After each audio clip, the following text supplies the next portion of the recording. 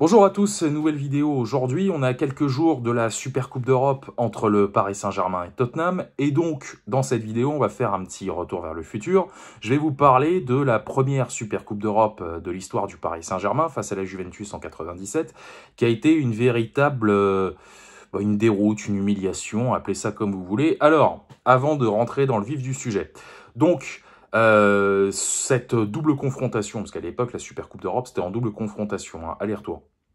Elle oppose le Paris Saint-Germain, vainqueur de la Coupe des Coupes face à Vienne, et la Juventus qui a soulevé sa deuxième Ligue des Champions en battant l'Ajax, qui était à l'époque tenant du titre, hein, puisque comme la Coupe des Coupes existait encore à l'époque, hein, C1, C2, c'était le vainqueur de la Ligue des Champions face au vainqueur de la Coupe d'Europe des vainqueurs de Coupe en Super Coupe de l'UEFA. Hein. C'est simplement à partir de 99 ou 2000, quand la C2 a été supprimée, que ça a été le vainqueur de la C1 contre le vainqueur de la Ligue Europa, la C3, en Super Coupe d'Europe.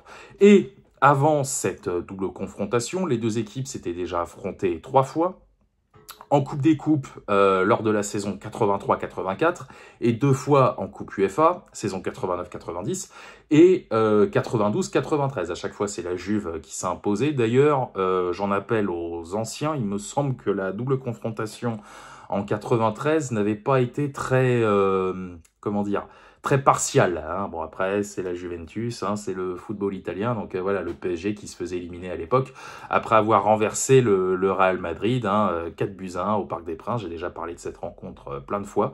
Mais donc, on arrive à ce 15 janvier 1997.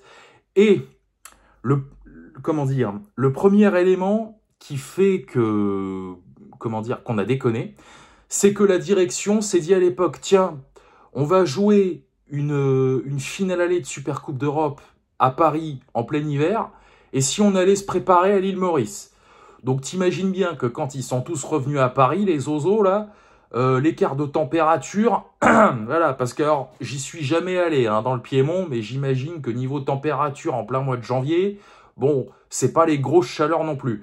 Puis bah résultat, on est arrivé, la Juve, ils nous ont vu débarquer là, hein. Ils ont dit ah ça va les gars, ça a été la préparation à l'île Maurice, je sais pas quoi, tiens, allez hop, 6 buts dans ta gueule. Et puis parce que je l'ai vu a posteriori le match évidemment, parce qu'il va de soi qu'en 97 j'étais pas né. Il y avait qu'une équipe hein, sur le terrain. Il n'y avait qu'une équipe.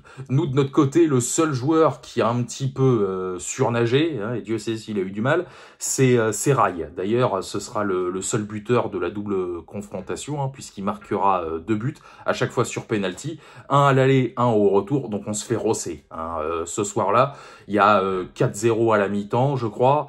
Laurent Fournier se fait expulser, enfin bref. Le calice jusqu'à la lie. Puis alors, vous imaginez bien que la télé, la presse, dans les jours qui ont suivi, se sont foutus copieusement de notre gueule. Mais il a fallu retourner au charbon pratiquement un mois après, hein, le 5 février à Palerme. D'ailleurs, j'ai jamais compris pourquoi le match retour s'était déroulé à Palerme et pas à Turin. Ça, si quelqu'un a une explication, je suis preneur. Donc on est revenu. Alors le score a été moindre hein, qu'au match aller puisque la Juve a inscrit 2 fois moins de buts, mais on s'est toujours incliné 3-1.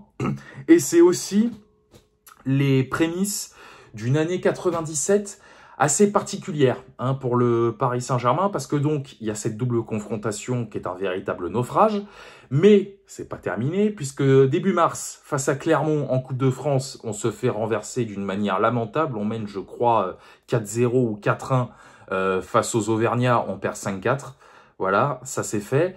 Ensuite, il y aura la double confrontation face à Liverpool en demi-finale de Coupe des Coupes, où on gagne 3-0 au Parc des Princes et on passe proche de la catastrophe à Anfield en s'inclinant 2-0. La fameuse finale face au Barça à Rotterdam, hein, perdu 1-0 sur un but de R9 sur penalty. Et pour terminer en beauté, si je puis dire, le mini-cirque hein, du barrage en Ligue des Champions face au Steaua Bucarest, où on avait à la base perdu 3-2 en Roumanie, 3-0 sur tapis vert, puisque Laurent Fournier, encore lui, avait été titularisé. L'UEFA, ils ont vu ça, ils ont dit, vous vous foutez de notre gueule ou quoi? Allez hop, défaite 3-0 sur tapis vert, et le fameux match retour le 27 août 97, avec un triplé notamment de Rai. qui avait permis au PSG de se qualifier en renversant les Roumains 5-0. Bon, par contre, après, évidemment, en poule, ça n'a pas fait un pli. On était tombé sur le Bayern, je crois. Bah, hop, dehors, hein, vous êtes bien gentil. Et en championnat, ça a été la merde aussi. Hein. Il me semble qu'on avait plutôt bien commencé, si je me souviens bien de ce que j'ai lu.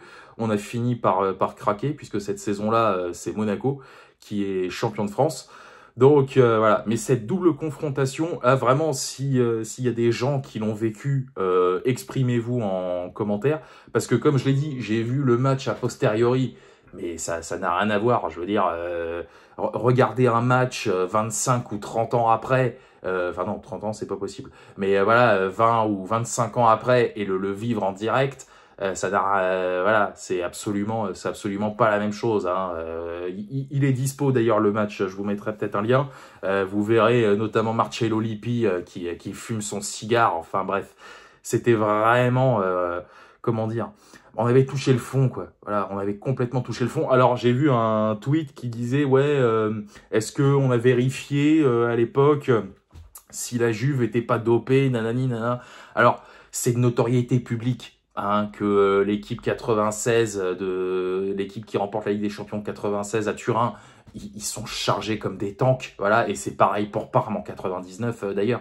Mais vous pouvez pas mettre cette défaite sur le compte du dopage. Et quand bien même la Juve, les joueurs de la Juve étaient pleins aux as. Voilà, il nous colle 6 buts dans la tronche. En plus, il faudrait que je le revoie le match, mais je crois que la majorité des buts, c'est sur coup de pied arrêté. Enfin voilà, vous pouvez pas mettre cette défaite sur le compte du dopage. Non, on était largement inférieur. Et le compte du truc, c'est que comment il s'appelle ce con, Nicolas Anelka, il part à Arsenal pour une bouchée de pain et un verre d'eau avant ou après, enfin en tout cas dans ces eaux-là, quoi.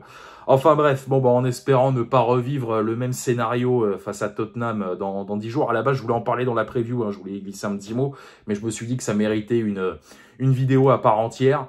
Donc voilà, si vous étiez né à l'époque et que vous vous en souvenez, bah, ça va vous rappeler des mauvais souvenirs, je suis désolé. Et puis bah, ceux qui n'étaient pas au courant, parce que c'est vrai que le Paris Saint-Germain n'est rien sans le Qatar, hein, j'avais oublié, bah voilà, vous aurez appris un truc et vous vous endormirez moins con. Voilà. Écoutez, moi je vous laisse là-dessus. Je vous souhaite une bonne journée hein, avec ce magnifique souvenir que je vous ai remémoré. Et puis voilà, on se retrouvera pour la preview du match face aux Spurs. Et puis naturellement le débrief juste après. Voilà, allez, salut à tous, sortez couverts, allez Paris et banzai.